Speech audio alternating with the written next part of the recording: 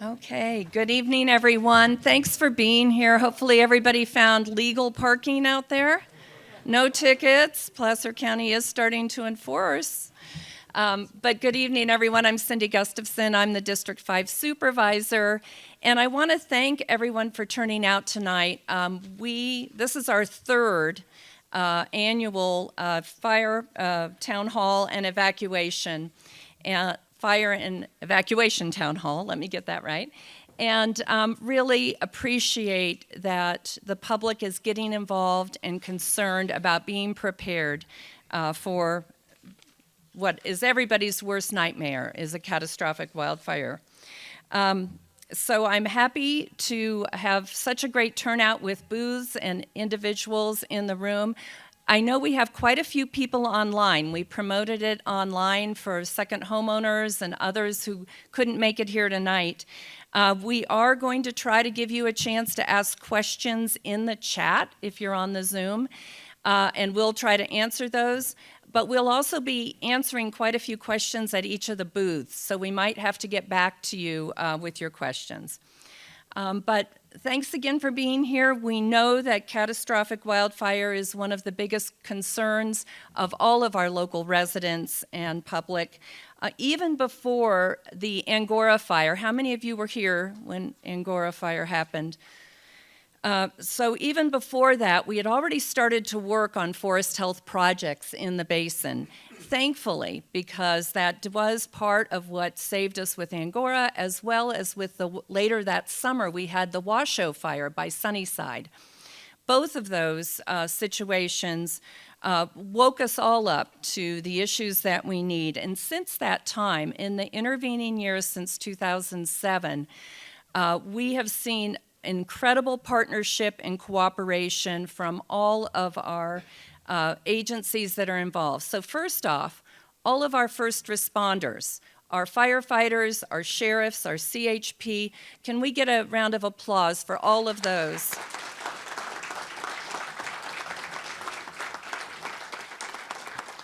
We all know that our lives, our homes, our families depend on these individuals, and they're the ones running in when we're trying to get out.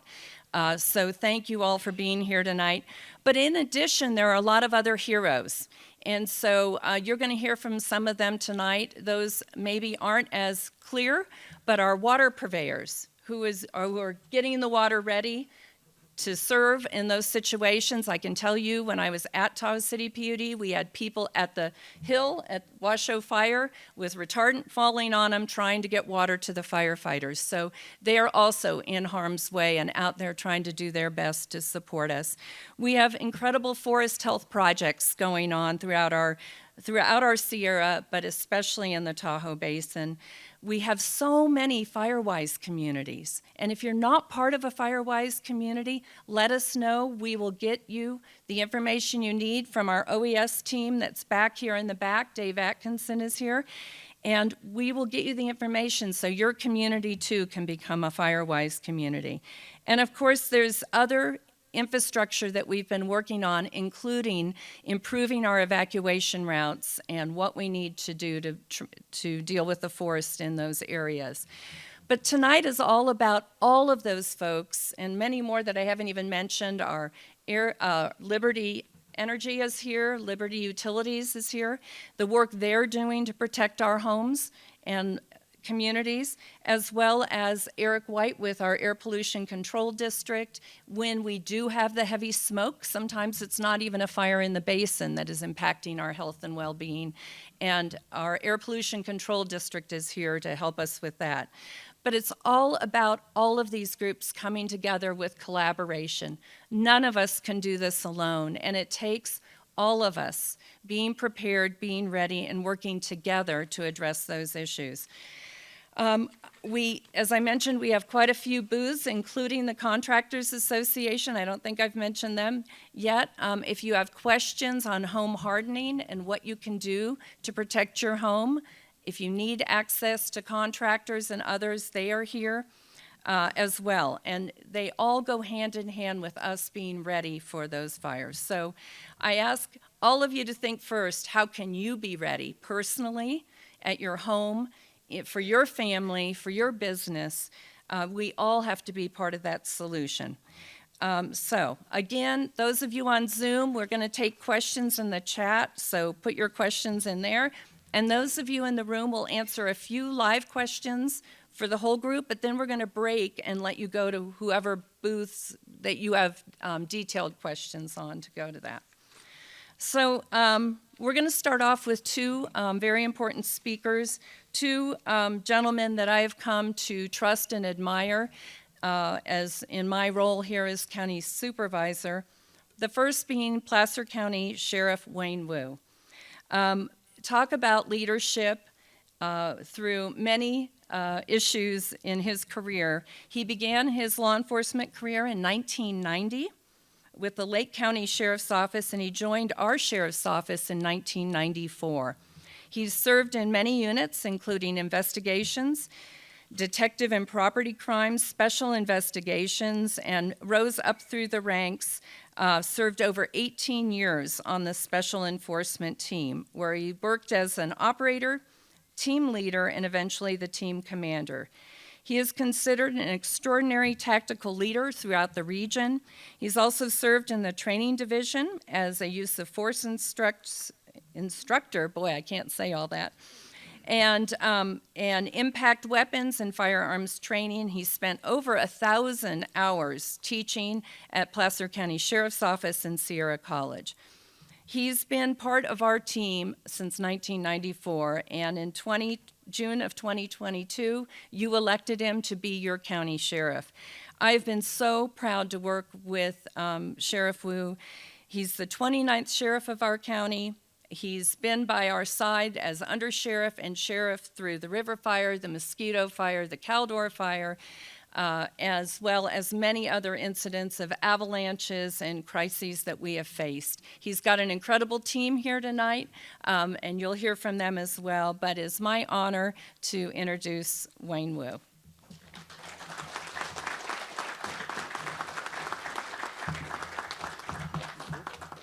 Sorry.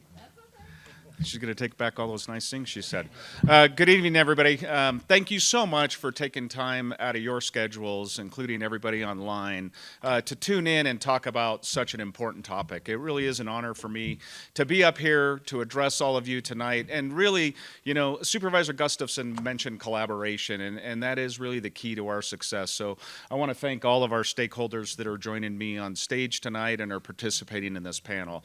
Supervisor Gustafson mentioned that I have some of my staff members here. So back there in the back at our booth is Captain Michelle Baxter. For those of you that live in the basin, she is the station commander of our Tahoe substation, and this is her area of responsibility. Over there we have Captain Josh Tyndall, so he's our West Slope operations field commander, who has a lot of experience in wildland fire, evacuations, repopulation, and most recently was deployed down at the Palisades Fire with an overhead incident management team with CAL FIRE. And then up here on stage, who'll be presenting is Lieutenant Ty Connors, and he's assigned permanently, thanks to really some of the leadership by Supervisor Gustafson in our Office of Emergency Management. So when I talk about collaboration, it really is the key to our success here in Placer County, and I think we do it better than any other jurisdiction in the state. One of the things I'm really proud of is we get a lot of these stakeholders that you see on stage, and we've been doing unified command training to prepare for catastrophic wildland fires and other all-hazard incidents on the West Slope for decades. And I'm kind of ashamed to admit we never really did it up here in the Tahoe Basin. It's one of the things I'm really proud of that I changed my first year of taking office, and I really appreciate all the chiefs and every other stakeholder up here for their participation.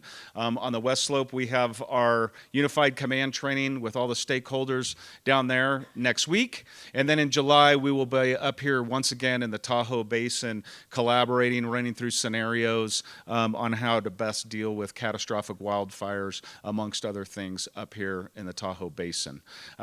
We're also continuing to always evaluate our best practices and what we're doing at the Placer County Sheriff's Office. You know, there's a lot of talk about incident notification and zones, and there's areas around us that have zones, and Why don't we have zones?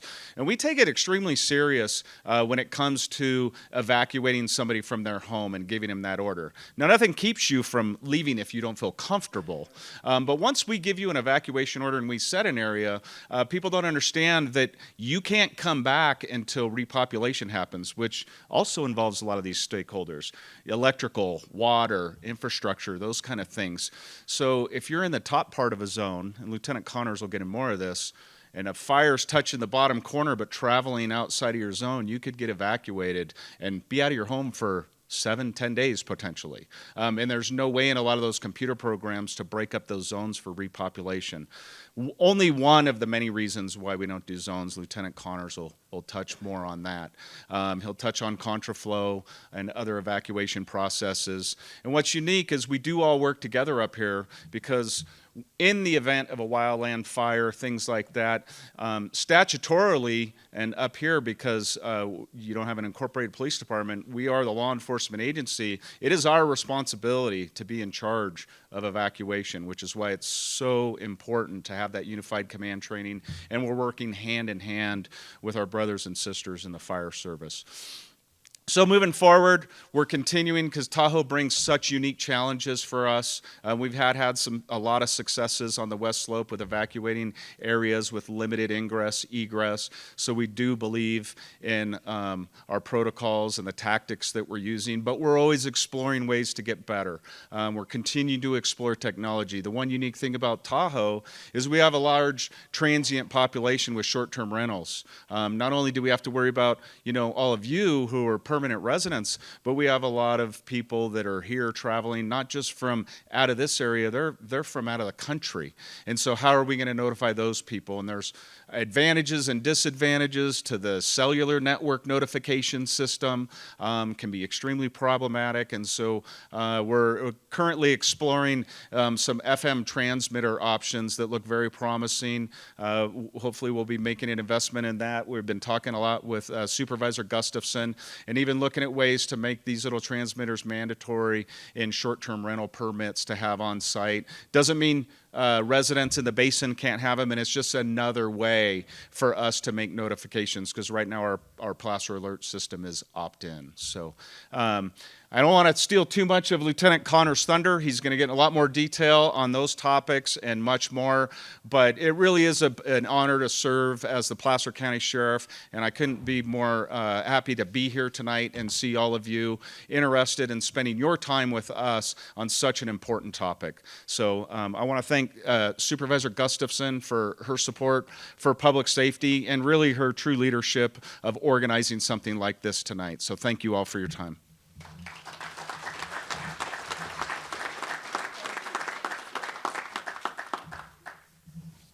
Thank you, Sheriff Wu, and hopefully you all feel and see the presence we have with our incredible support from our law enforcement agency that's protecting your homes and your lives up here. Next up, I'd like to introduce our CAL FIRE Unit Chief for the Nevada Yuba Placer Unit, Chief Brian Estes. Chief is not only the chief of the unit, but he's also our Placer County chief, meaning that he oversees fire operations in the western parts of our county, unincorporated county in certain areas. So I've gotten to work very closely with the chief over the last several years, unfortunately, due to many emergencies and many fires. But with that, I wanted to share a bit about Chief Estes. He oversees a team of 450 personnel in that unit. He manages a combined state and county budget of over $80 million. He began his career with CAL FIRE in Southern California over 32 years ago, and is promoted through the ranks from firefighter to fire chief. He spent 17 years assigned to Type 1 Incident Command Teams as Operations Section Chief, Deputy Incident Commander, and from 2013 to 2018 was Incident Commander for Team 6.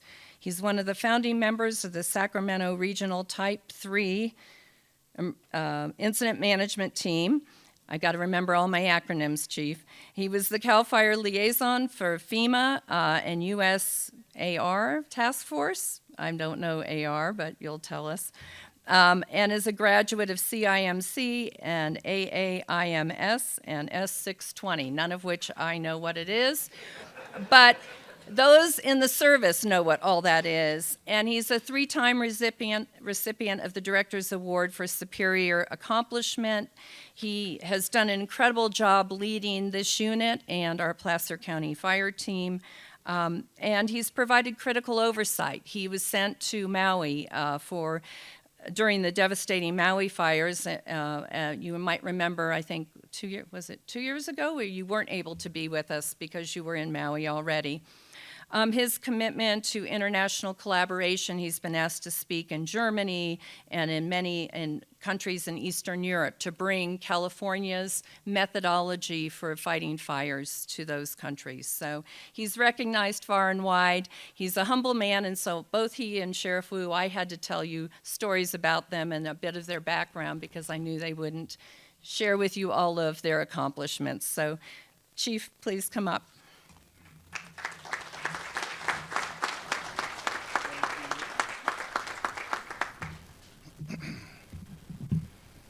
Well, thank you, Supervisor Gustafson. I always joke that it's hard to follow Sheriff Wu because he's such an eloquent speaker, so gracious, but that really is a compliment because he's a true leader and such a privilege to be a partner with here in Placer County.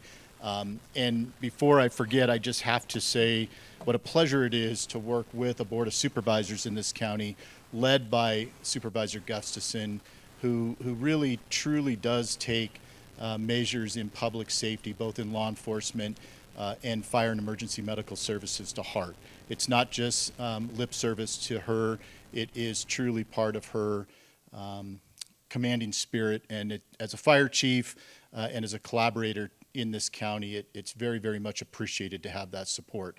You know, one of the differences between what Sheriff Wu was talking about and the fire services is we have so much alignment, but in the fire service we have this really unique fabric and network of different fire agencies that as a team and as a unified front and as a collaborative effort, we're able to mitigate incidents and protect the public to the best of our ability. And here on the east side in Lake Tahoe and in the Truckee Basin, I would be remiss if I didn't thank my partners, a few of who are sitting back here, Brad Chisholm, Steve Layton, Jason Gabot, Kevin McKechnie over in Truckee, Ryan Summers in North Lake Tahoe, all very good partners, and everyone brings something to the table. There is no fire department, big, small, or in the middle, that can do everything by ourselves. We need each other, we rely on each other.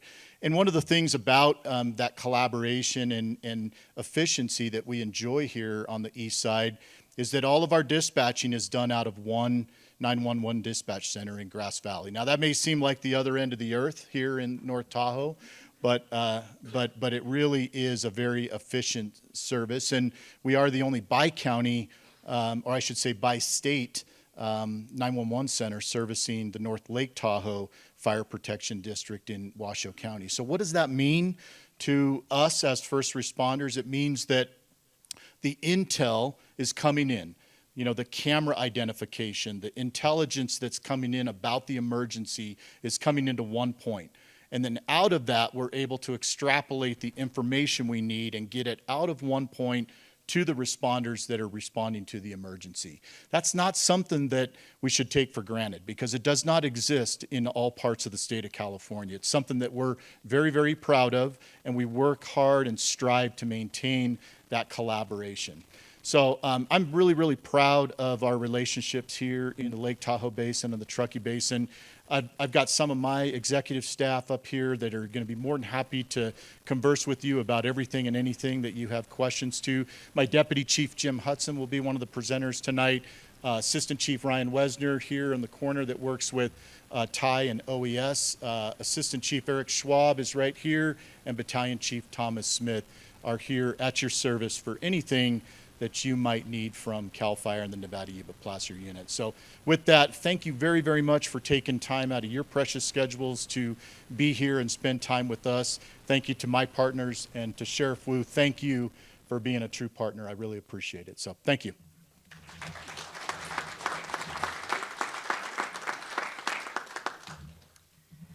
Thank you, Chief. And I forgot to mention that it was a result of Angora that we ended up with 2 CAL FIRE units, one on South Shore and one in Truckee and in Carnelian Bay, to make sure that CAL FIRE had a presence here, in addition to our local fire districts. So with that, I am going to turn it over to Deputy Chief Jim Hudson. Jim is Deputy Chief of the CAL FIRE unit. Nevada unit, but he also, for those of you might have heard of the fire down in Southern California called Palisades. You know, it was really a remarkable event in January of this year. Really devastating fire, and Chief Hudson, Deputy Chief Hudson, was incident commander on that fire. So we're proud to have him with us. He does do a lot of speaking engagements talking about the Palisades fire, but tonight he's going to be talking about our region. I'm sure he's happy to answer questions on that as well. Thank you. Jim.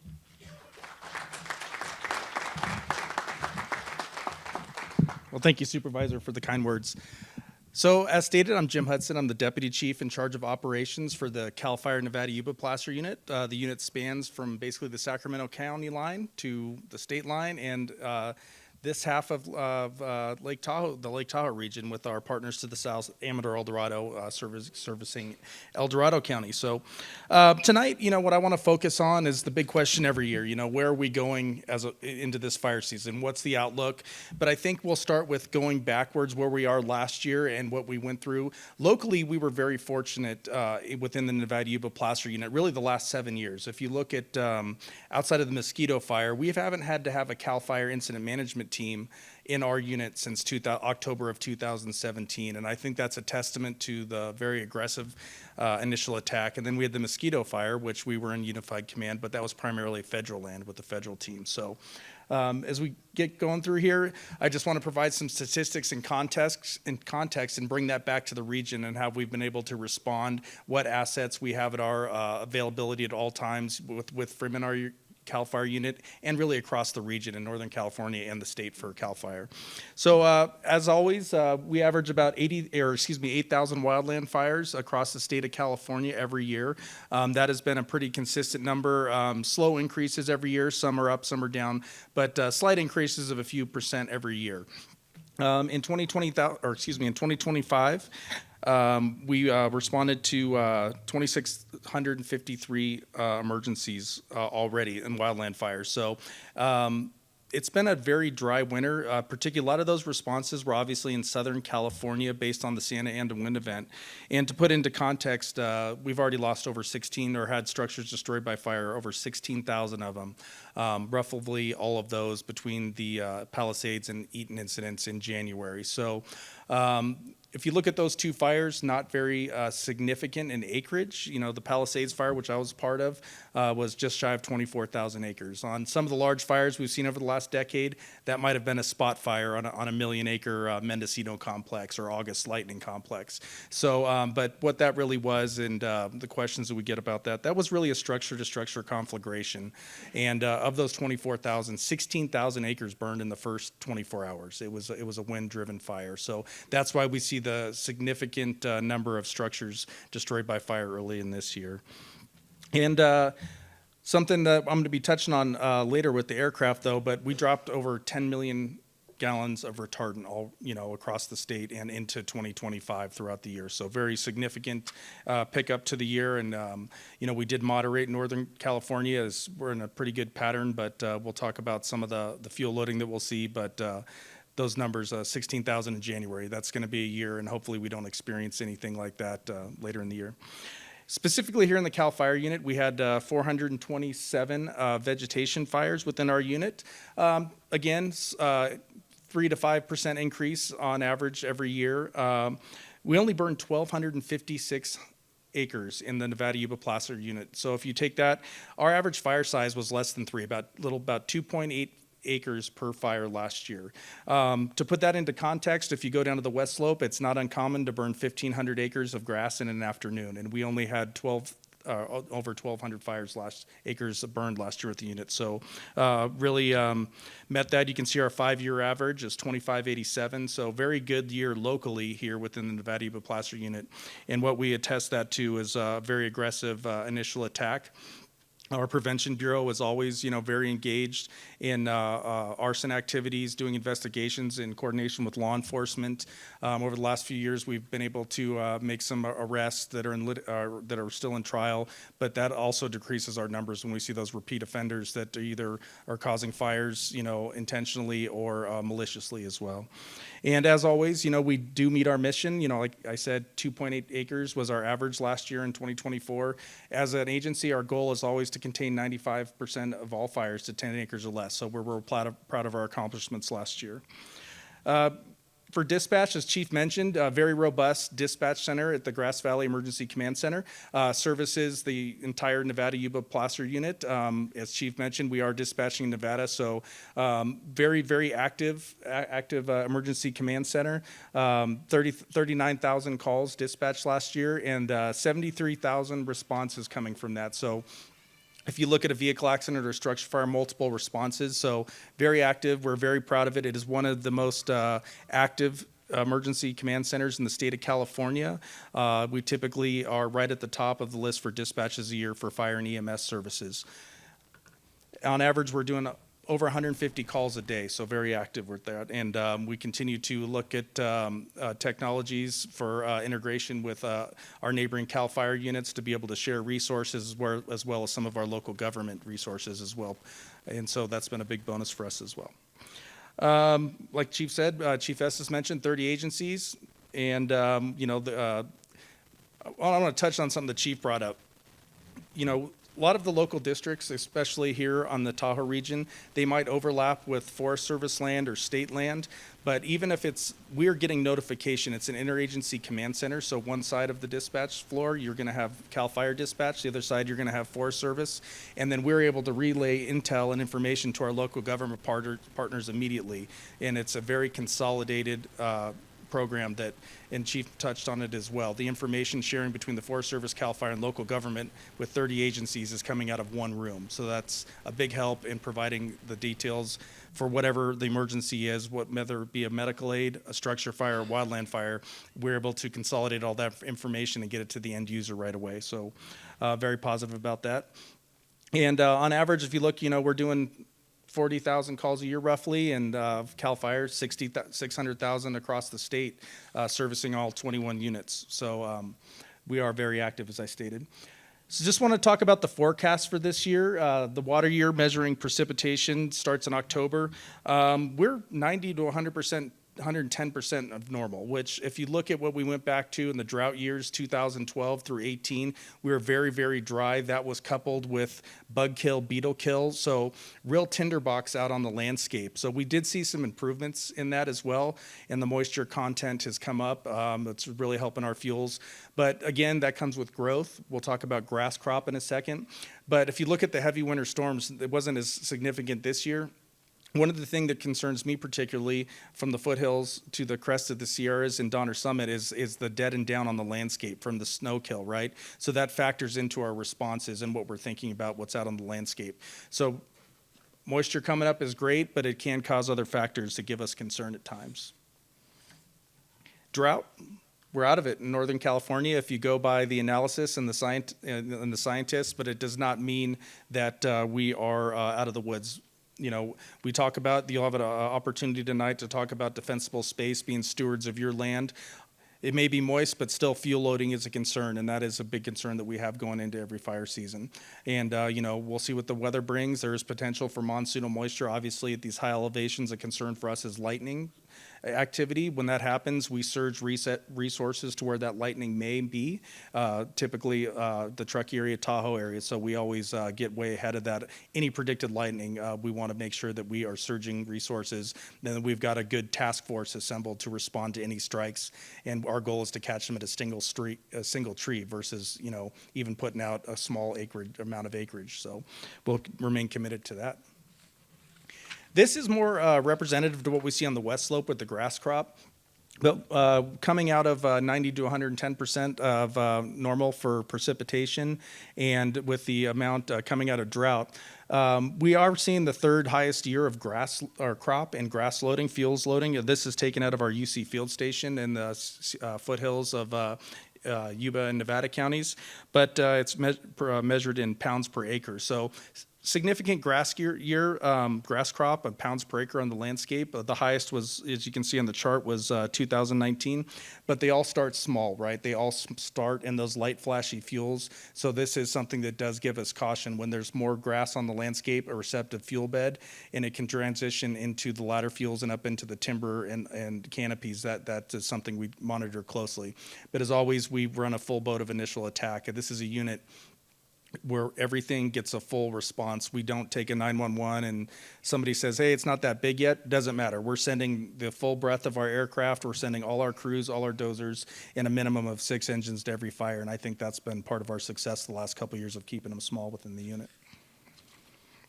As far as CAL FIRE across the state, even in the wake of what we're seeing at the state budget, our budget forecast is looking very good and stable. We have not received any cuts as an agency, and haven't heard any discussions.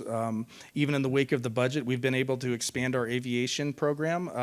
Our third C-130 will come onto line later this summer in August, and it comes right out of McClellan, just over the hill. Seems far away. It's not far for a C-130 with their flight time. And obviously, we always have our Grass Valley Air Attack Base, 13-minute flight time to Truckee, Tahoe region. If you look at how our bases, our CAL FIRE aviation assets are set up across the state, the goal was to have aircraft over a fire in 20 minutes, no matter what was in the state. Those were established with radial engines. So we are seeing significant increases with the new technology, converting all our tankers to turbine engines, as well as the C-130. We can have a C-130 out of McClellan, along with any other large air tankers on base within 15 minutes or less from time of takeoff, sitting loaded, ready to go. So significant response time. For the CAL FIRE, the state is really invested in our rotor wing program and our helicopters. This summer, our final 2 Blackhawks will come online. They are just, one of them we could see in this area quite regularly. It's out of Lassen County, Lassen-Modoc unit, very short flight time to this area. And as always, we'll have our exclusive use helicopters that we'll touch on a little bit here as well. But again, couldn't be happier with what the state has provided us for aviation assets across Northern California. Obviously, you've been seeing a lot right now. Big push to get people to be stewards of their land, of their land, and do fuels reduction as well. We're committed to working with the non-government organizations, whether it's an RCD, a Fire Safe Council, to be able to do fuels reduction. We just want to do it safely. We want to be part of providing an assessment on the landscape on your property to how you can accomplish the safety, as well as working with the private burn associations. It becomes a challenge to burn as we get into the later months of the year. And, I used the term fire season earlier. We're really in a fire year now. And so we encourage you to work with your local battalion chiefs like Thomas Smith to see what you can do for prescribed fire on your land, but the conditions have to be right. And our job is to work with you to make sure that you are provided the right tools you need, right analysis to assist you with that. So we'll remain committed. And we're going to continue as an agency and really here in the Nevada Yuba Placer unit to talk about some of the emerging technologies that CAL FIRE has invested in and that we have invested in locally across the unit. Technology has been a big bonus for us as well. And we'll talk about some UAS and some camera operations in here in a few seconds. But first year ever in the history of CAL FIRE, our peak staffing. We used to be kind of on a tiered staffing system to get to that full boat. It started raining, we'd downstaff. It'd start to get a little, brown up in the grass, and we'd start to staff up. Doesn't matter now. Our peak fire season, max staffing, is March 15th to December 15th in every year. It could be snowing here and raining cats and dogs on the west slope of Placer County. You will have every resource staffed for the ability to respond to a wildland fire or any all-hazard incidents that might occur. So it's a big bonus. for the entire region, the Nevada, Yuba, and Placer counties. Year-round staffing at Truckee, we've been committed to that. There was a time where we only kept a few, what we'll call state mission engines up a year. We've continued to expand that to Truckee, Nevada City, Forest Hill, and Smartsville stations in our unit. And when there's not fire to fight or an incident to respond to, they are out there all the time working on defensible space inspections, working on fuels reduction, and really engaging with the public. So we'll remain committed to that as well. Just this past week, we expanded our wildland protection agreement with the town of Truckee. It's one of the largest, I believe now largest in the state of California. And what a wildland protection agreement does is we have jurisdictional responsibilities in the state of California and land ownership. So when a town or a municipality or a city enters into a wildland protection agreement with us, it is now treated like state responsibility area under CAL FIRE jurisdiction. So it receives the full breadth of the CAL FIRE response for any new ignition the second we receive the 911 call. So now over 90% of the town of Truckee is now treated as CAL FIRE jurisdiction when it comes to wildland response or CAL FIRE responsibility, I should say, for suppression. So we're really happy with the work that's went into that. And we're getting ready to hire a lot more people. We've looked at the health and welfare as a department for our folks, and we've historically been, when I started, it was a 96-hour work week. You got to go to work for 4 days, then it was 72. We're going down to a 66, and then ultimately a 56-hour work week with our employees, which aligns with the staffing that of our local government partners across the state. But what does that mean? Not just less work, it means more people. It means more people in the bullpen for that large fire or expanding fire that we can get in overhead, that we can assign to the line in supervision roles, or it allows us to upstaff additional reserve engines as well. So it provides us a very strong bullpen as well operationally. In our unit, as always, 22 engines staffed year-round at a minimum. We have 5 reserve engines that will staff for weather events or to backfill around any incidents around the state that we have to send resources to. As we were walking in here today, we sent 5 engines to El Dorado County in the Shingle Springs area because they've got an expanding fire. If the need arises, we can staff up 5 engines behind if they're going to be gone for a long duration of time. We're 7 hand crews in the unit, good blend of different hand crews geographically placed across the unit. Washington Ridge off Highway 20, very close. We can get crews over the hill very quickly. Our California Conservation Corps crews in Christian Valley, just east of Auburn. And then our National Guard crews that are based out of Nevada City. So very, very short response time. 4 dozers in the unit. Not many units have 4 dozers. We are a very iron-heavy unit. While they are based primarily on the west slope, if there's any hint of a red flag condition on this area, or we predict lightning or wind, we staff that, we move that dozer over the hill immediately, and it's typically parked in Truckee at our Truckee Fire Station, available to respond to any new incidents within the area. And our Type 2 helicopters. Type 2 helicopter out of Auburn. It's been there. We're in our 6th year of that, going into our 6th year of contract. Again, not a very long flight time over the summit. And that little bit smaller, but provides versatility and some terrain. And this year we'll also be hosting the CH-47 Chinook Type 1 helicopter out of the Truckee Airport. It arrived there on Monday. And available to serve the area. It is tanked ship. It can siphon or pull water, just about any water source in this area. Very large payload of gallonage for initial attack as well. So very big bonus to this region. Talked about our fixed wing, and I did want to touch on our UAS or our drone programs. As far as CAL FIRE units go, we have got a very large number of operators. We use them for reconnaissance. We use them to search for people in hikers, per se, or search and rescue missions, but it really provides intel on those fires to get it up quickly. And we've used it for damage inspection. We've used it for real-time information and intelligence. So we're continuing to expand on that. We actually have a couple more folks going through the training as well right now. Priorities moving forward into this year. I mentioned working with the technologies. If you look at, we said we had about 8,000 fires on average in CAL FIRE. If you look at us across the state, with the new immersion of technology within our camera systems with artificial intelligence, about 25% of all fires dispatched by CAL FIRE ECCs, or emergency command centers, last year were detected prior to a 911 call. They're continuously scanning the horizon. They will notice an anomaly, a smoke column that wasn't there a few minutes ago or a few seconds ago, depending on the pan angle and how quick it's going. It alerts the dispatcher at the pod, and we know we have a fire right away. Specific to this area, our operational unit in the region, we have 50 cameras servicing this area, about 15 looking just into Truckee and Tahoe, or the ability to look into this area as well. So always working with some of our cooperators out there, whether it be a private entity such as PG&E or Liberty Energy that has towers. We were able to get cameras on their towers as well. And CAL FIRE's goal is to add at least 100 more cameras on our towers across the state this year. And I'm already in discussions on where we can place them within our county in this region. So very big tool with us. The department's continuing to invest in those. And we will be on the first of the asking list, I can assure you for that, as they are divvied out across the state. So. Sheriff Wu, I can't say it any better, but our collaboration with Unified Command, with the Sheriff's Office, jurisdictional responsibility for the movement of people, for evacuation and repopulation, we are going to remain committed to that. That is our goal with our local cooperators. At the end of the day, a line in the sand when it comes to federal, state, or local responsibility. An expanding fire doesn't care about that. They don't know arbitrary lines on a map, right? So our goal is to work together, as always, that all our needs are taken into one incident command post. We all have a say in the objectives. Those needs are met, and the unified incident commanders will implement that plan, working for the fire chiefs, working for the sheriff. So we will remain committed to that as well. And fuels reduction, I've touched on it a lot. We've been doing a lot of work up here in this region under the leadership of Thomas Smith on the east side, Brockway Summit, Wattle Ranch. We're always looking to collaborate.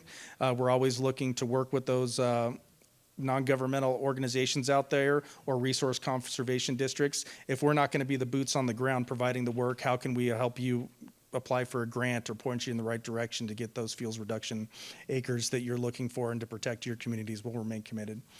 And as you know, as the operation chief, I assure you that this unit will always be committed to initial attack.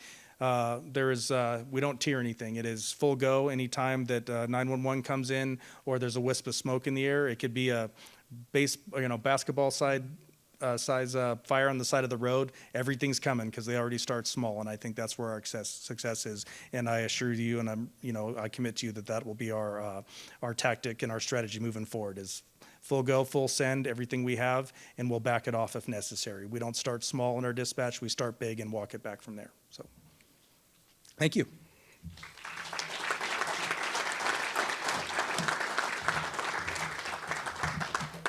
Thanks, Jim. And the cameras, I think, have been just incredible. For those of you who haven't seen those, you can see them. What is the website where you can? alertcalifornia.org, and you can see those, but the AI technology detecting at night actually stopped a couple small fires in remote areas last year in the western part of my district. So thank you for all of that. So we've talked a bit about fire danger, and what will go on there. It's now, if there is a fire, and no matter what we do, no matter how well we prepare, things happen, right? And that's what we've experienced throughout California. So let's talk about evacuation.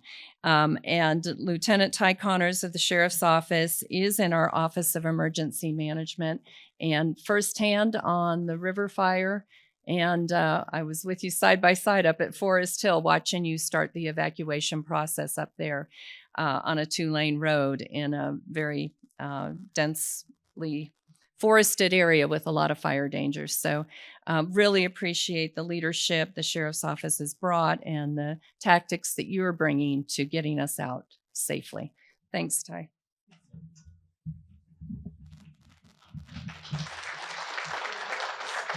I know, well, thank you very much. Again, Ty Connors with Placer County Sheriff's Office.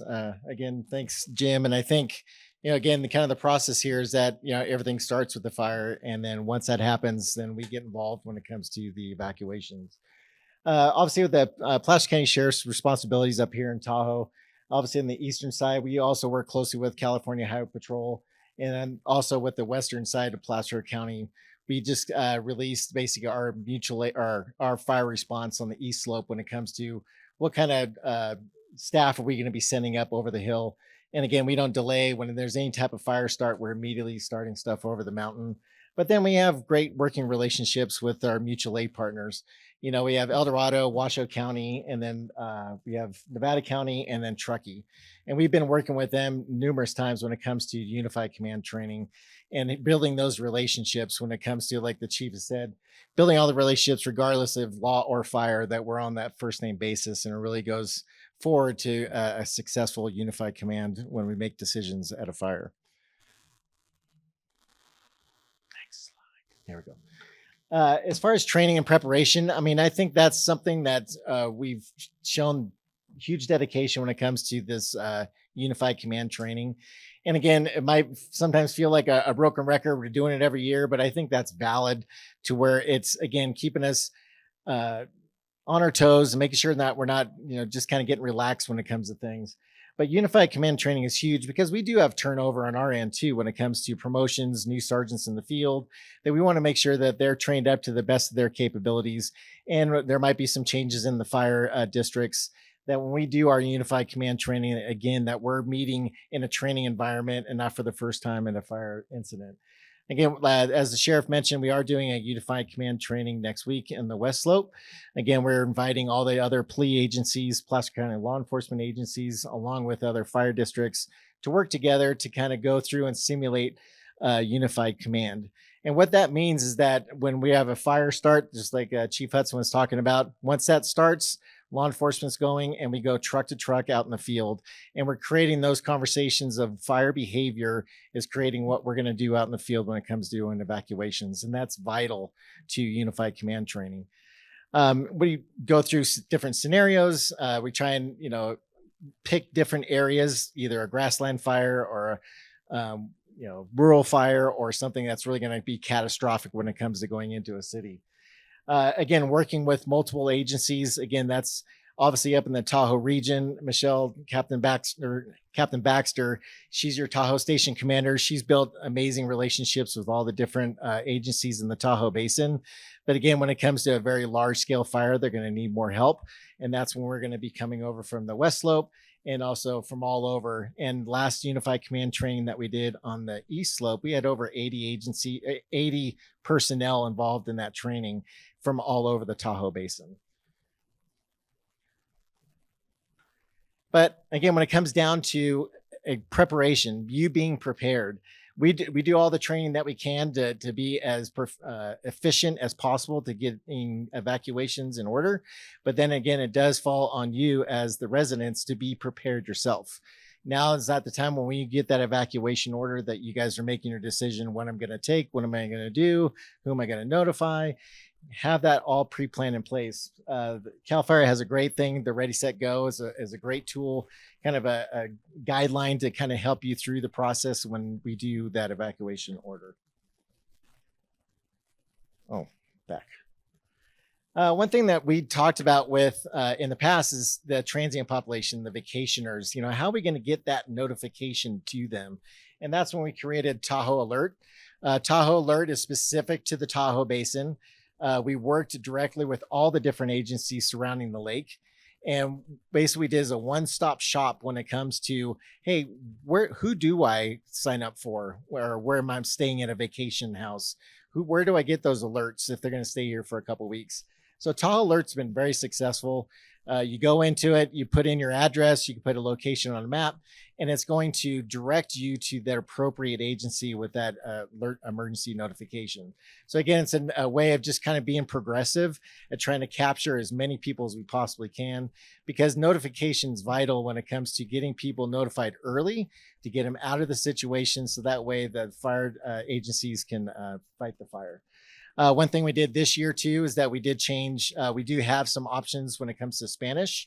We do have a large Spanish population up here, so we are now trying to provide as many different languages when it comes to the Tahoe Alert. Again, the unified command training that we've talked about.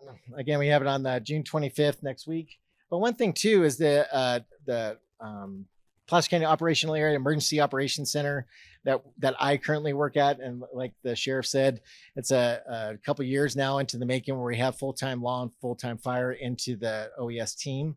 Again, having direct communication with staff, and you'll meet Dave and Brandy back there if you guys go cruise around. Again, having that direct communication is vital, again, to having an overall support of the incident.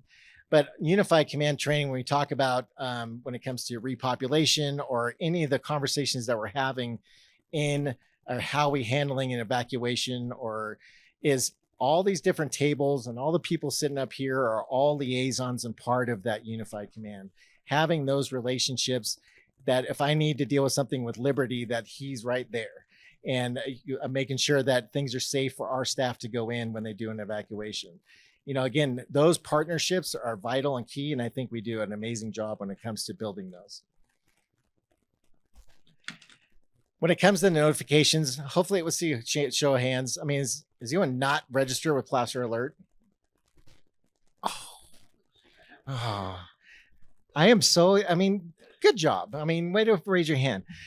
So, but what that tells me, though, is that we're doing our job and getting that information out there, that people are registered with Placer Alert. So, ma'am, please register at placeralert.org. I'd appreciate it. But that's our notification system when it comes to Placer County. Now, I know we align or, surrounded by other agencies. And recently I went to Martiswood, their Firewise community. And that was a question that came up because they kind of have a mixed bag with Nevada County and us. So you have Everbridge or Placer Alert, and you have Nixle. Sign up for both, and so that's the thing.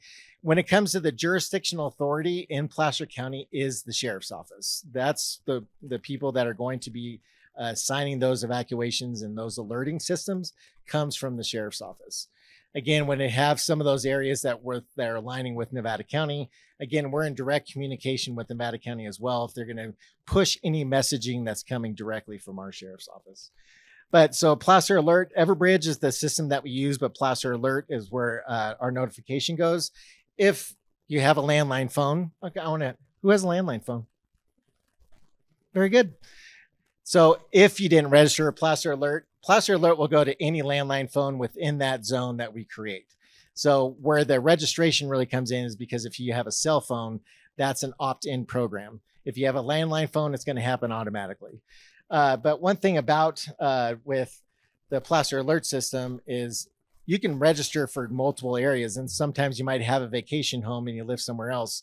You can register for multiple addresses. So that way you get informed.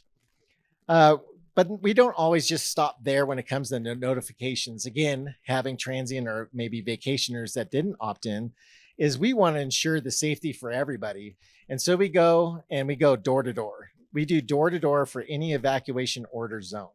And with that, and when it comes to the unified command and in incident command, is we look at the population within that residential area. We're pulling in data. It's like, hey, I have 100 homes, or do I have 10? Well, on the 10, I might send 2 deputies, and the 100 homes, I'm sending 8 or more. So that's where we really can make those decisions to make sure that we're adequately going in and being efficient at doing notifications and going door to door to each house. And when we have either, someone's not home or someone refuses to leave, because again, you don't have to leave under evacuation order. It's highly recommended. And again, when you think about, hey, I'm staying home, well, you're taking away, if something happens to your home, catches on fire, now you're trying to pull people away from trying to mitigate the fire to go to someone that refuse to leave, so we really do recommend that during that order you leave. The high-low siren, if you never, it's again that British kind of high-low. That is the only time you'll ever hear that siren. Is not to pull you over for running the stop sign the other day. That is for the only time we're using that is we're going into an area that is under an evacuation order. You will hear that siren. And so that's, again, another auditory thing that's saying, hey, they're coming.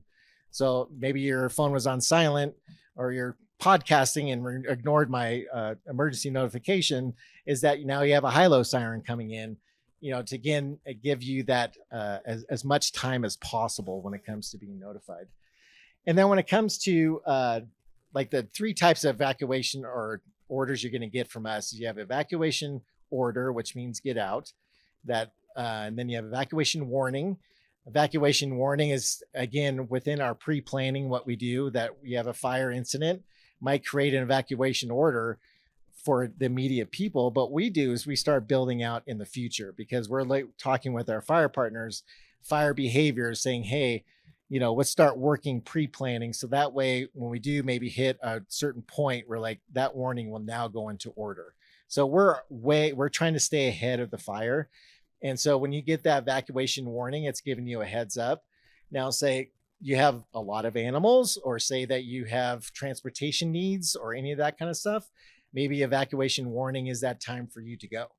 Again, you can leave at any time if your spidey senses are going up and you haven't got the evacuation order for us, but you want to leave, you can, more than likely you can go.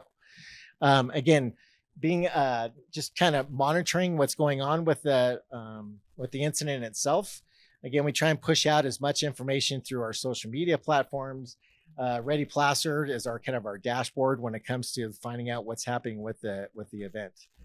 And then lastly, again, you have shelter in place. Now, shelter in place is something that's strictly on, decided by incident command of like, hey, the best decision right now is for you to stay home. You might get a shelter in place because we're chasing after some, suspect in your area. We want you to stay inside. But when it comes to a fire event, again, that's a decision that's not solely on us, but really relying on our partners to tell us like, hey, this is the best decision possible. But then in order also for you to be prepared is knowing your area.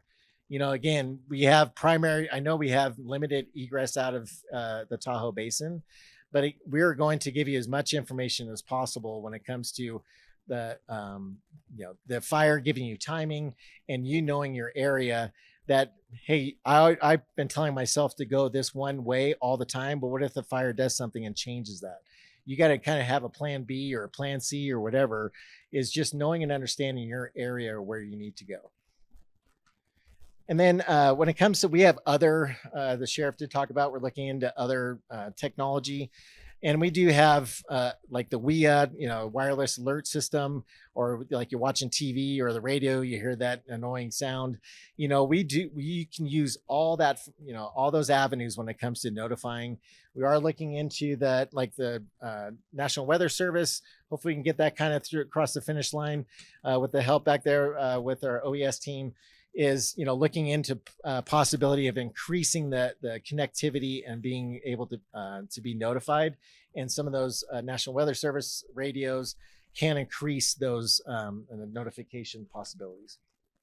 And then lastly, another thing is trying to remember a bunch of numbers. 211, we have a contract with 211. They've helped out numerous times in numerous events when it comes to being notified about the incident, saying, instead of bogging down the dispatch center with a bunch of questions, if it's something not an emergency and you just kind of have hey, where do I take my animals? You can call 211 and they will have someone there to answer the phone to answer those questions. One big question I get is, why does Placer County not do pre-zoning? And, again, as the sheriff said, our current mission is basically trying to be as strategic and systematic as possible when it comes to doing our zoning. And we have the capabilities of creating zones on the fly. People are like, well, I want to know my zone. Well, the biggest part is when regardless if you know a zone or you're just, is the notification.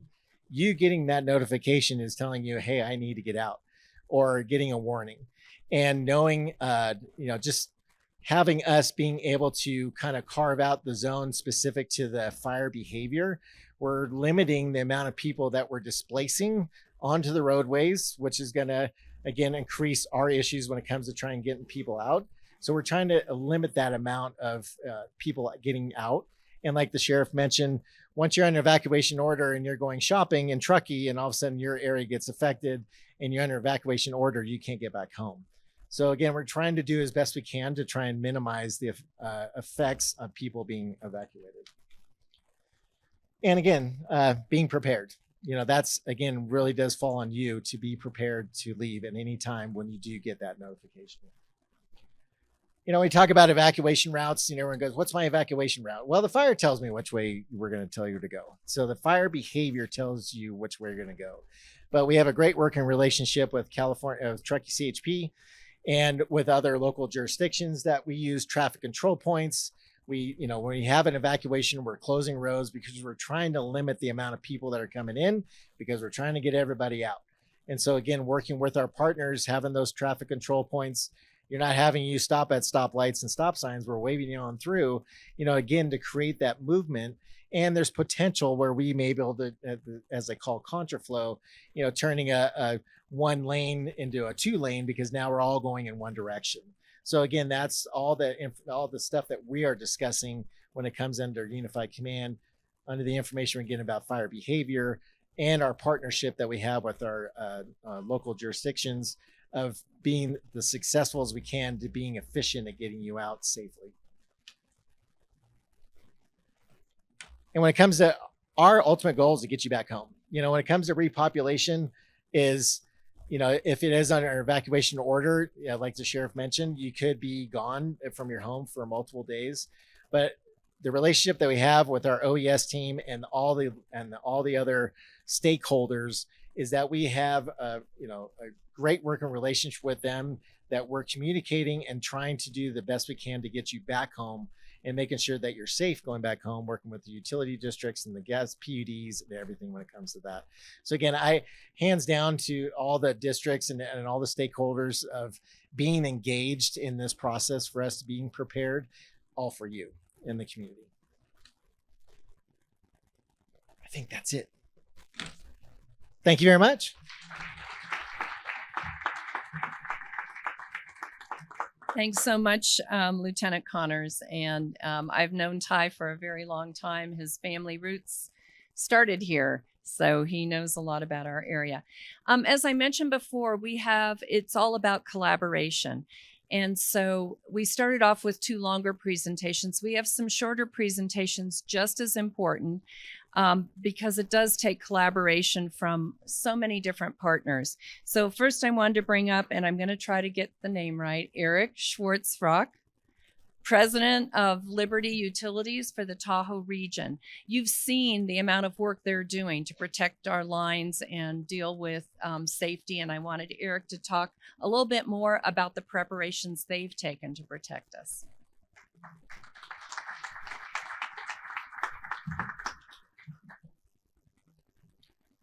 Well, first of all, thank you. Thank you for having me and the Liberty team and bringing all of us together, all the different agencies here. I think you've heard the word collaboration several times today, and hopefully this is a demonstration of that collaboration and how important that is, that we are all working together. It is not a matter of if there's going to be another event. It's a matter of when. I mean, even today, we're sitting here monitoring weather conditions for Friday afternoon. We're going to have another windy Friday afternoon. This isn't something we typically see this late into June, but we're going to have it in this area. So we're monitoring those conditions. So it's a real thing. I mean, we've talked about the fire season not being 6 months anymore. Now it's really year round, and no doubt that's absolutely the case. So, I think it's important to say this. If you're in this room, if you're listening online, you're probably the type that knows it's a matter of when, and it's not a matter of if. But what about everybody else? How do we get the word out? What I hear a lot from our customers is Eric, I had no idea that Liberty was doing all these different things, and I'll spend a few minutes talking about those different things that we do.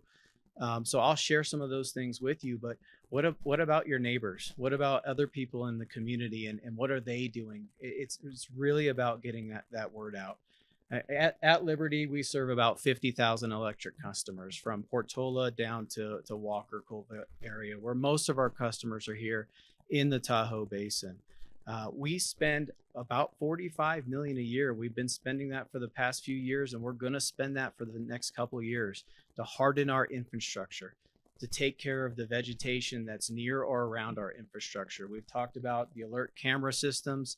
We have over 39 weather stations in this area, and many different other technologies that we've deployed. One of the best technologies that we've deployed recently is our fast strip system. So we've got smart devices that are located all over the power system that are constantly monitoring every distribution and transmission circuit in this area. And if they see anything, they will operate and they will advise us of whatever they operated for.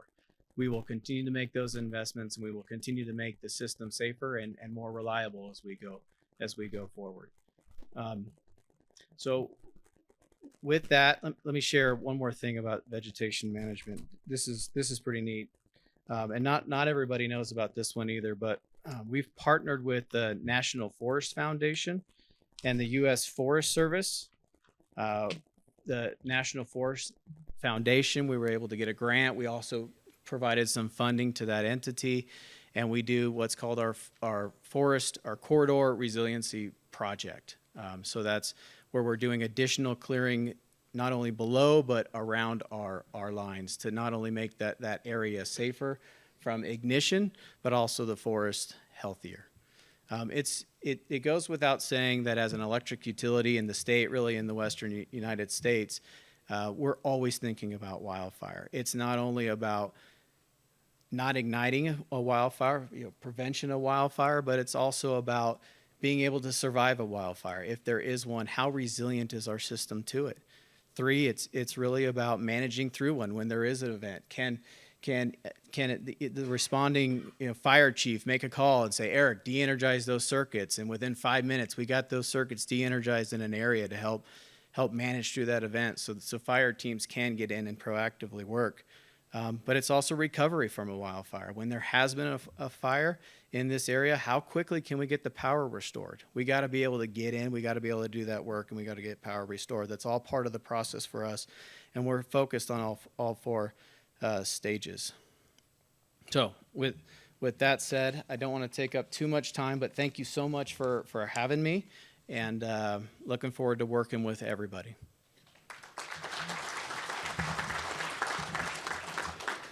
Thank you, Eric. Really appreciate you being here tonight. Next up, we have another Eric White from our Placer County Air Pollution Control District. And again, many of us, fortunately, most of us have experienced far more horrible smoke conditions in the basin than fire so far. And we need to be prepared for the health impacts of those smoke conditions. So Eric, if you'd take a few minutes, talk about what the Air Pollution Control District is doing. Thank you, and it's really a pleasure to be here. I appreciate being invited to talk about the important work that we do at the Air District. I'm Eric White. I'm your Air Pollution Control Officer here for Placer County. The Air District takes a very active role when we have wildfire smoke events. Those could be events that originate here locally in the county. The mosquito fire is probably the most recent example of that. But most of our work, as the supervisor mentioned, really does happen when we see wildfire events that happen far from here. They could be hundreds of miles from here and have significant impacts. And I think that was probably best shown to those of you who were here during the summer when we had both the Caldor fire to the south and the Dixie fire to the north. And it didn't seem to really matter which way the wind blew. It was smoky here every day for weeks and weeks on end. So what we do at the Air District is we monitor, we model, and then we communicate. So here in Placer County, the Air District operates 4 permanent air monitoring sites. We have one here in Tahoe City that serves the Tahoe Basin. We have 3 on the west slope. We have one in Colfax. We have one in Auburn, co-located with CAL FIRE down at the government complex down there. And we have one in Lincoln. So we collect information from that to help understand what the air quality is in real time here. When we have a local event, we're fortunate to have additional resources that we can call on from the state to help better understand and expand our capabilities here locally. So during the mosquito fire, as an example, we put additional monitors. We had one in Forest Hill, we had one in Weimar, and we also had one in Kingvale to try to understand how the smoke was moving throughout and coming off that fire so that we could then kind of model what was going to happen, both real time, like I said, and then try to forecast where smoke was going to be so that we can communicate. And by communicate, what I mean is we work with the county health officer to issue joint health advisories when those are necessary. It provides information about how residents can respond, how they can protect themselves, and we try to provide information about when smoke impacts will be greatest. We might do an advisory for a few days, and based on information we get from the Weather Service on where smoke patterns may go. And if necessary, we'll extend that as we need to. We try to be conservative so that we're regularly in communication with the public about that. We also work very closely with the Placer County Office of Education. So as you can imagine, wildfire smoke impacts on vulnerable populations such as children are very significant. And so we want to make sure that principals and superintendents and parents have the information they need so that they can take appropriate action, whether it's maybe to skip soccer practice in the afternoon or football practice. Maybe recess should be held inside instead of outside because the smoke impacts are going to be poor. And so we want to make sure that information is out there. We have a web page that we have year-round, but we activate when there is a wildfire smoke event in the county. If you visit us in the back a little later after we're done up here talking, we've got some nice business cards that have a QR code on there that you can go to. It'll explain everything from how to make low-cost indoor air HEPA indoor air purifier systems for your house to create a clean room. If you get smoke inside your house, information on how to properly use N95 masks if you had to be outside. I will say wearing an N95 mask is not a good reason then to go out jogging during a wildfire smoke event. We've seen people think that, well, I've got a mask on, I'm good. No. Treat that as if you have to go to the grocery store, you have to be out and about. But really, there's some really good information there. And we keep that information updated real time with real air quality statistics, forecasts for that. And again, like I said, even though there may not be an event here, so a lot of people up here on this stage may not be activated, we're very busy for you down in Auburn tracking those wildfire smoke impacts. And you can go to our website, which is placerair.org, to get a lot more information about this than I have time to go through with you tonight, but happy to chat some more in the back when I'm done. So with that, Supervisor, I think I will let someone else come up.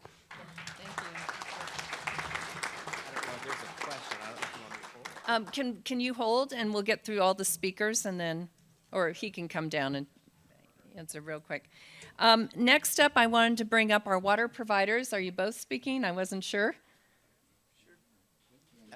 Because they've been working, again, since the Angora fire, we really identified that the small utility companies and water lines were really an issue because the Lake Tahoe Basin was developed by small developers, and many of our water systems were never designed to the standards that we would like to see today. And there's great examples on the back table of that. But after that, one of the after-action reports after the Angora fire was to strengthen our water systems. So we've got General Manager Sean Barkley from Tahoe City PUD and General Manager Brad Johnson from North Tahoe PUD to talk a little bit about what they're doing on water infrastructure and their efforts to improve it. Thank you, Cindy. Thank you, everybody. I'm Brad Johnson. I'm the general manager at the North Tahoe Public Utility District. We serve water and wastewater from the state line over to our Dollar Point location and our boundary with our partners at Tahoe City. I wanted to thank everyone for being invited to this table. It's a sign of the collaboration. It's a sign of the foresight of the Tahoe Basin that the water purveyors are actually speaking on wildfire resiliency. Often we're not invited to the table. Often we're only called when the water system isn't pursuing or providing water. So to be here today is a sign of the hard work being done here in the basin. I wanted to start my talk today about what we are specifically doing within the boundaries of the North Tahoe Public Utility District as it relates to wildfire resiliency and wildfire response. First and foremost, we know our system. We've completed a comprehensive hydraulic model of both our system as well as the two private water systems within our boundaries. Our system is mapped utilizing GPS and GIS technology, And that mapping of all of those assets is accessible via tablets in all of our vehicles on a real-time basis for our operators. We're conducting regular training with our crews as it relates to water outages, water response, emergency response, equipment failure. We're reviewing and participating in regional emergency response planning and training efforts. We are at the table at the beginning, not simply in response. We know our partners, our members in uniform on a first name basis so that if there is trouble, we are there to help. We've actually purchased Nomex uniforms for every one of our operators. We anticipate being first responders behind these uniforms here on the table or on the dais, ensuring that water is flowing. And so we want our crews protected and ready to respond. We've conducted fuels reduction, defensible space, and structure hardening on all of our critical water system assets. We don't want our water tanks or our water pump stations burning in that fire, so we want to ensure those structures are resilient to fire. And then we're partnering with our neighboring systems to ensure mutual aid. We know what Tahoe City has, Tahoe City knows what we have, and again, we know each other. We're on a first name basis, we have our cell phones, we're ready to respond and support. From an infrastructure standpoint, we are investing heavily in improving our system with fire in mind. We have oversized storage tanks. We are storing water in the hills far more than our system demands, and we are doing that for fire response. We have redundant and oversized water supply. We are capable of pushing more water into the system than our daily demand requires, again, with fire response in mind. We have emergency generators, both stational and portable, to ensure the system and our pumps continue to operate even without power. And we've constructed system interties so that we can move water across our system and across system boundaries. So we can push water from one of our systems to one of our neighboring systems. We've constructed system looping and redundancy. And what that means is that we don't have we're working to not have single points of failure, a single pipeline break isolating a large portion of our system. We want to be able to move water in, through, around, up, or down, regardless of how our system may be behaving or what the demands on that system will be. We're also installing or over-installing isolation valves to act like a tourniquet to triage our systems so that if we lose portions of our neighborhood, like occurred during the Palisades fire, we're able to isolate that like that tourniquet and triage it so that the entire system doesn't collapse. We're conducting water line upsizing and fire hydrant deployment. Cindy talked about the undersized water systems in the original development of the Tahoe Basin. So you can take a look going from 1.5, 2-inch pipelines up to 8, 10, and 12-inch pipelines. And we want to ensure no home or structure in our service territory is more than 500 feet away from an adequately sized and available fire hydrant. And then we're evaluating, from an engineering basis, water system consolidation and integration. Rather than having multiple disconnected water systems within our boundaries, we want one large, comprehensive water system serving the entire community. But we're facing challenges. Tahoe's water infrastructure was developed primarily in the 1930s to the 1950s. It was not built for firefighting. It was built for summer recreation, summer cabins. It's adequate for showering, doing your laundry, making lemonade, but it was built with a rural fire response in mind. Your home's going to burn to the ground. The firefighters will show up with tendered trucks and water and protect the neighboring homes from your house fire. That's rural fire response. That's not urban fire response. So we are building our rural system into an urban system to ensure, again, no home is more than 500 feet from an adequately sourced and supplied fire hydrant. And then those systems, as I alluded to earlier, were built in a patchwork quilt of these small systems with limited integration. So though you can drive from the state line to the West Shore continuously and see neighborhood after neighborhood after neighborhood, you will drive through approximately 12 different disconnected water systems where you may not be able to move water from point to point as you make that drive. We are working hard to correct that. So how are we doing it? Through funding and investment. We have raised our local rates, despite Tahoe having some of the most reliable and drought-resilient water in the country. we have some of the highest water rates in California. Why is that? Because of the infrastructure demand I just described. We are correcting underdevelopment and underinvestment for decades, and we are moving as fast as we can. But fortunately, we don't have to rely on local rates alone. We have been very successful in our pursuit of federal funding, thanks to the Lake Tahoe Restoration Act and our partnership with the U.S. Forest Service, thanks to congressional earmarks and community project funding through our congressmen and senators. And then we are also working hard at the state level to develop an equivalent water system infrastructure funding for fire program at the state level, funded through the recently passed climate bond in the state of California. I want to pivot briefly, if you'll indulge me, from just water system, and I want to talk about community wildfire resiliency. We as a community need to pivot from thinking about wildfire on catastrophic terms towards a mindset of living with fire. Your Tahoe Basin and the firefighters, the landowners, the utilities have all partnered to set a big, hairy, audacious goal for Tahoe to ensure that the Tahoe Basin is a wildfire resilient community. This is possible because of Tahoe, because of our level of interconnection, our level of collaboration. And it is also possible because we have funding that no other location in the country has. We have this enormous nexus of federal funding through the U.S. Forest Service, state funding through CAL FIRE and the California Tahoe Conservancy, local funding from Placer County, agencies like myself, our fire districts, and then private funding coming in via the Tahoe Fund and the Tahoe Truckee Community Foundation. We are partnering and doing things that no place in the United States is doing. We are at the tip of the spear in this country as it relates to wildfire resiliency. And that is thanks to our coordination via the Tahoe Fire and Fuels team. And it is unusual to have a Tahoe Fire and Fuels team in which all of the firefighters, the major landowners, and the utility providers are all meeting on a regular basis.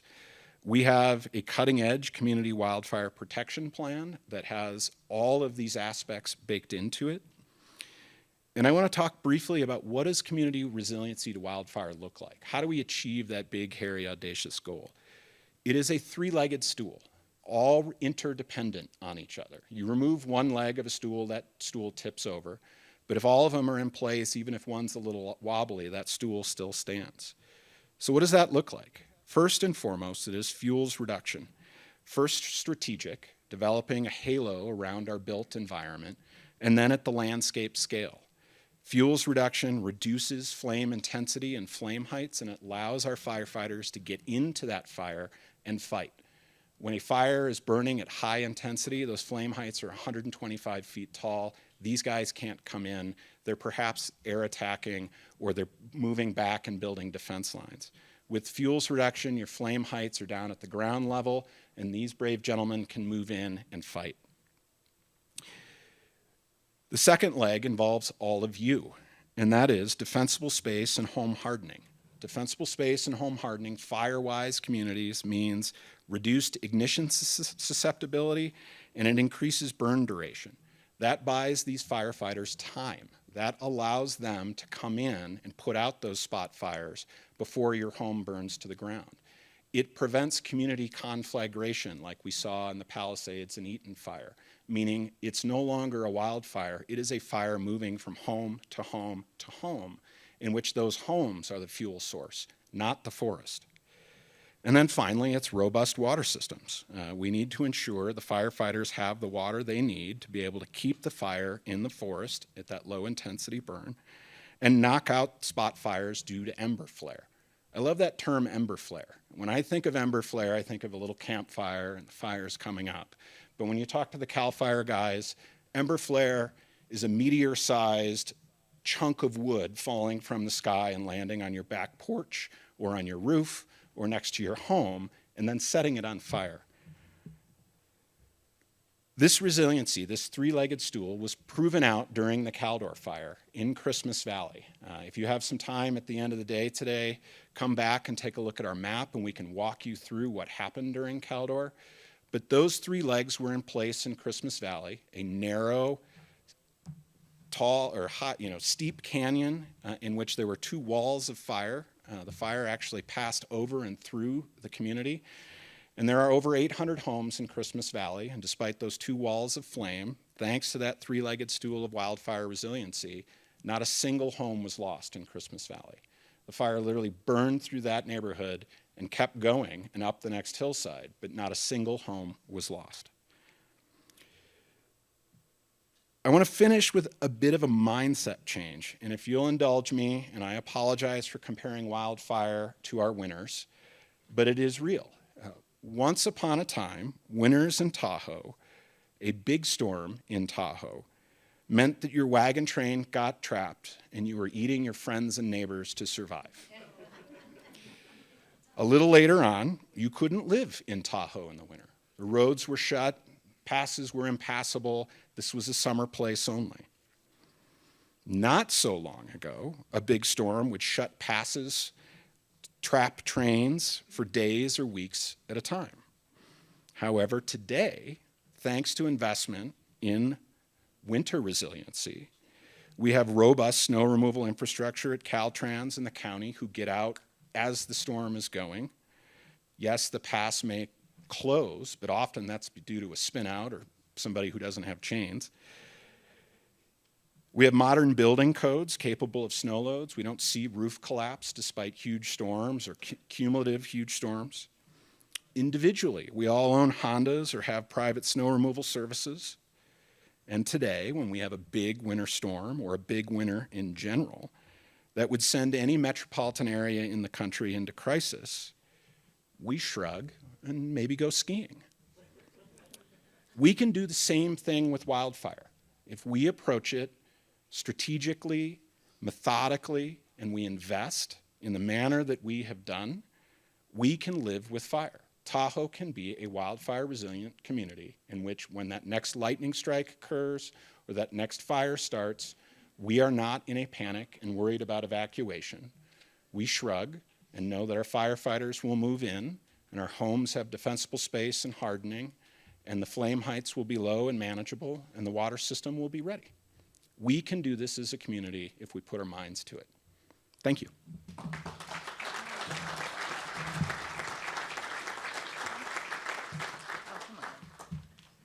I want to give Sean a minute here because that was great, Brad. Thank you for sharing. Thanks. I will just take a minute of your time. My colleague did a great job presenting sort of what we're doing as water purveyors. So I'm Sean Barkley. I'm the general manager of the Tahoe City Public Utility District. We do many of the same things that North Tahoe Public Utility District did.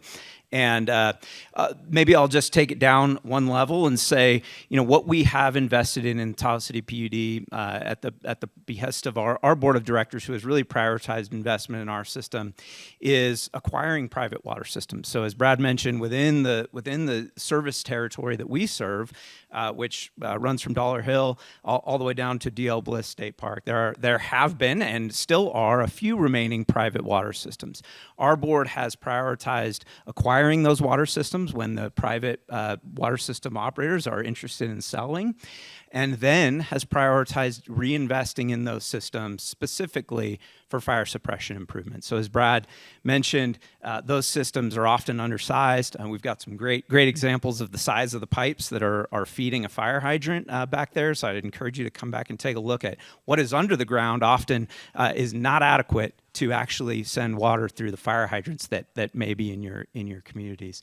So the Tahoe City PUD is investing significantly both in acquiring those water systems from private purveyors and then reinvesting in the infrastructure. For example, the Tahoe City PUD has about $100 million water infrastructure capital plan in just the next 5 years. So as Brad mentioned, that's a big lift. We only have 6,000 water customers. So we are working collaboratively with our partners, North Tahoe PUD, South Tahoe PUD, as Brad mentioned, to lobby on behalf of our communities to try to bring in more federal and state funding to help us to fund those types of critical improvements. The other thing I would just let you know that within the Tahoe City PUD district boundaries, we have also invested in resilient infrastructure. So we've got generators at all the wells. So in the event that Liberty does need to power down, we're able to continue to provide water to our partners in those circumstances. So we're ready to serve and support our partners in an incident command situation. We'll be there to let them know how we can help them provide water where they need it, when they need it, and that we've made a lot of investments to ensure that we can do that to the best of our ability when needed. So thank you very much for your time. Thanks, Sean.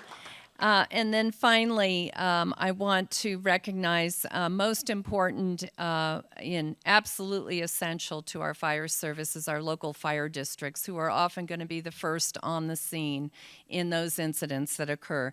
We have 3 of our local fire chiefs here.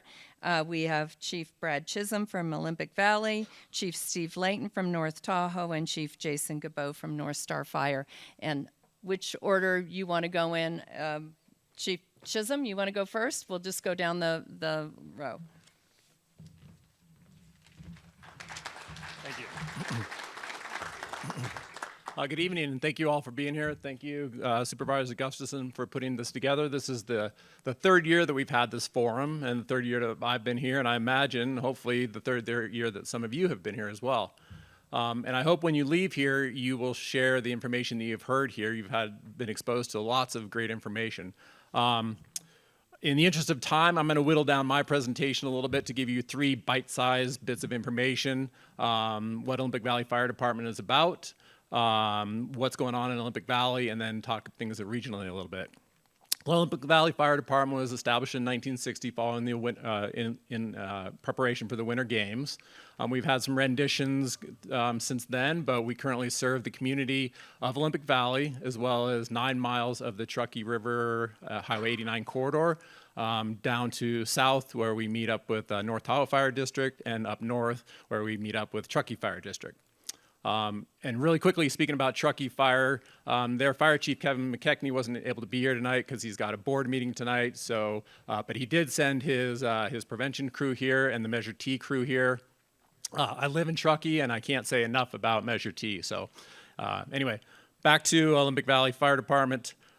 We are a municipal fire department. So what's that mean? It's a local government fire department. You've heard those terms mixed around a bit. So as Supervisor Gustafson said, we're your local fire departments. We're here. Our personnel live nearby. We're the ones that respond to all risk type of emergencies. And what's all risk means? It means all types of fire. So it's structure fire, vegetation fire, your medical emergencies, if you have technical rescues, whether that's ice rescue or swiftwater rescue, things like that, confined space, trench rescue. We're an all risk agency and we provide those services for you. I've been honored to serve with Olympic Valley Fire Department since 1997. We've got a great staff. We've got seasoned crews. We've got members that deploy out on wildfires across all of California. And an interesting part of what's called the California Office of Emergency System, it's California's master mutual aid system, is an accumulation of all the resources from across the state of California that Chief Hudson mentioned earlier. They come together in the time of need, whether it's down south for the Palisades fire or up north towards the Oregon border.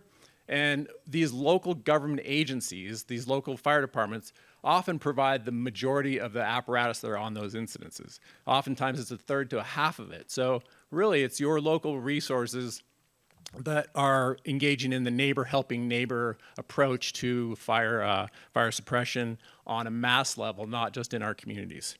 In Olympic Valley, we're very proud of a very robust defensible space program that we have. We've had it in place ever since I've begun, in which we inspect 100% of our properties every year.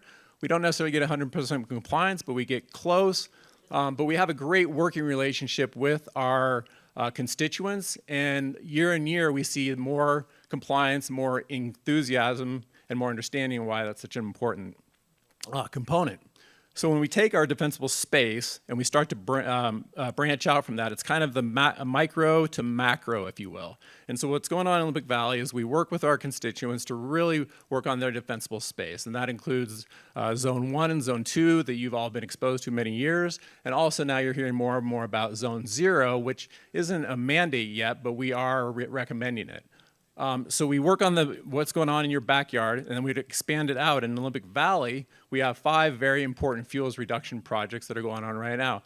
And all of those are intended to complement the efforts that go on in your backyards that we know you're working diligently and complying with, and then start to tie those into what's going on in the region. Directly to the north of us is the 5 Creeks project, and that's a 6,000-acre fuels reduction project that's going essentially from south of Truckee in the cold stream drainage, from there south to the north of just Olympic Valley into the Silver Creek drainage. 6,000 acres. It's supposed to be over a course of about 3 years. They are in the middle of completing that first phase right now, and then they'll be moving south incrementally from that. That'll tie into Olympic Valley and the fuels projects we're doing, tie into your backyards. And then to the south of us, there's the Olympic Valley Alpine Meadows project, which is another project that we're tying into, and that'll lead to a lot of the efforts that are going on in North Tahoe's district as well. Really quick, in Olympic Valley, we're also working with the Washoe tribe that has some land. We're working with them on their fuels projects. And with Placer County, they have land around the Olympic Valley Park, and we're collaborating with them on the best way to manage those fuels as well.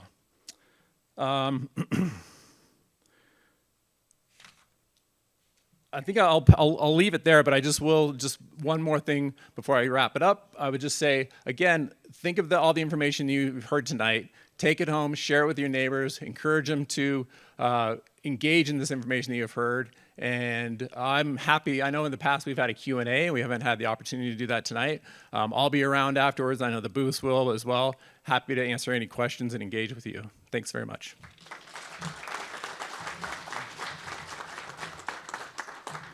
Chief Layton, next. North Tahoe, Fire Protection.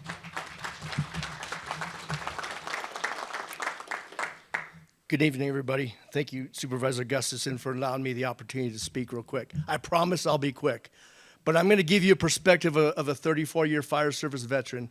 I'm going to give you a perspective of a local government fire chief. I am your fire chief for North Tahoe. Kings Beach, Tahoe City, this is my jurisdiction, you're in my jurisdiction. If you get in a vehicle accident out here in the intersection, it's North Tahoe firefighters that are coming to help you.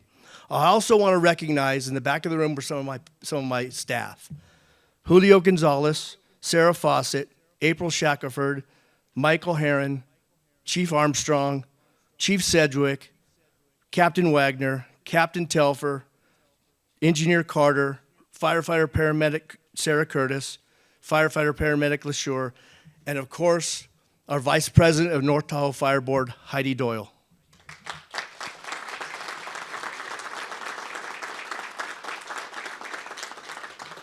I truly believe I have the best job anybody could ever have. I absolutely love working for North Tahoe Fire, and I love serving you. I want to leave you with a couple things. The 5 Ps. If you're going to walk out of here, if anything that Chief Layton said, remember the 5 Ps in evacuation. Remember this. Remember people. Remember, where are your people? Keep track of your family during an evacuation. Have a meeting spot. Okay? Prescriptions. If you're on medication, take enough medication to last for a week, a couple days, right? Make sure you have it with you. Papers, have important documents, make copies of it, have electronic backups. Because when you have to evacuate, you won't have time to grab any of this stuff. And you just won't have time to do it. The other thing is personal needs. Make sure you have a go bag in your car. Make sure you have some water. Make sure you have some food. You may be on the road waiting to get out of the basin for hours, right? You may be stuck on your car in 80 for hours. Have something to eat. Have something to drink. Make sure you'll be able to sustain yourself. Then priceless items. Pictures, take pictures of it. Put it in a safe, right? When you have to evacuate, you just don't have time. The last thing I'll leave you with, and I told you I'd be very brief, is then our mission, our focus, our jurisdictional responsibility is to arrive quickly, safely, effectively, efficiently to provide any type of emergency that you have. So when you call 911, we will arrive and we will do the right thing for you. You have my guarantee and you have my commitment to do that. So I hope everybody has a good night and you learned a lot from today. So my office is in Tahoe City. My door's always open. If you have any questions, I can be there to help you. Please come see me and be happy to help you. So thank you. Thanks, Chief. And finally, we have Jason Gabeau, the Chief of North Star Fire Department. I'm going to be even briefer, right? Now it's a contest. I just have a simple hour and 15-minute PowerPoint presentation. If you could, but I am really going to condense this. I am going to leave you with a few tips. And if you want to know what North Star is doing within our community, I'm going to stay afterwards and I can share with you specifically what our community is doing. My name is Jason Drill. I serve as the fire chief with North Star Fire Department. It is extremely important for residents of every community that's up here to first of all know who's in charge of evacuation. And we were given a wonderful presentation, right? That is law enforcement. Understand it's law enforcement, right? And that we assist them. The fire department assists them. And we might be first on scene, but really it's law enforcement that's going to take over. Second of all, make sure you understand evacuation terminology, that you understand what an evacuation order is, that was discussed, that evacuation warning, or what shelter in place is. Understand the terminology, right? If you don't know what the terminology is, you can easily find it. If you were to go to North Star Fire Department's website, and I imagine maybe the other fire department's website, you can find terminology on there. Understand the means by which your district notifies you of evacuation. We heard from the Sheriff's Department that there is Placer Alert. That is how our district will alert North Star residents. We also have the ability for our residents to sign up for Nixle, right, where we could also notify you of and provide notifications, right? But beyond, let's say, emergency notifications, know that you might have law enforcement that might be going through the neighborhood with high and low sirens, right? Notifying you to evacuate. So that's key as well. North Star has a siren that's unique to North Star. I don't know if maybe there's some unique ways that the other districts notify people of evacuation. And then know the proper actions to take while exiting your community. That's really important. If you go to North Star Fire Department's website, we have some helpful hints of what you can do to more safely leave our district should you have to flee if it was a catastrophic wildland fire. I'm very thankful, and I can speak on, I think, behalf of all the other local fire departments, our working relationships that we have with the federal government. We haven't heard from the U.S. Forest Service or TMU, but we have wonderful working relationships with them, as well as the state, CAL FIRE, as well as the county. Thank you. And we need to maintain those relationships. And in some cases, maybe we need to grow and strengthen some of those relationships, right? Because in the end, I know that the local governments, the local fire districts, we can't do it on our own. And I know that the state and the feds, they can't do it on their own. We have to work together to ensure that we can provide the best service possible to be able to mitigate a catastrophic wildland fire. So thank you very much.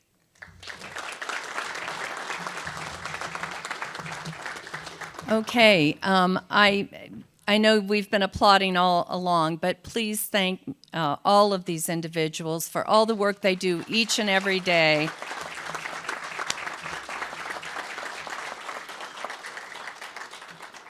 we certainly can't do it, any one of us on our own, and that we did invite the Forest Service to be here tonight. They unfortunately had a conflict and couldn't make it. But we do have champions at our federal, our state level, obviously as well, our county, our special districts, our private utilities. We're all in this together, and we're all working to serve you. And so we have many booths at the back of the room. CHP is here too, mentioning state. I really want to give you time to get out and talk to those individuals and ask your questions. If we take too much more time on questions right now, it won't work. We had so many speakers to get through. So I'm going to ask you to take your questions to the booths, or I will be here, my staff will be here, we'll get your questions answered for you too. But thanks again for being here, for being interested in this very important topic. This will be recorded and be available. We'll give links out to HOAs or any other groups who want to hear this information. And again, my sincere gratitude to all of you for caring about our community, because it starts with each of us doing what's right on our property and our community. So thank you for being here, and thank all of these folks for being here again.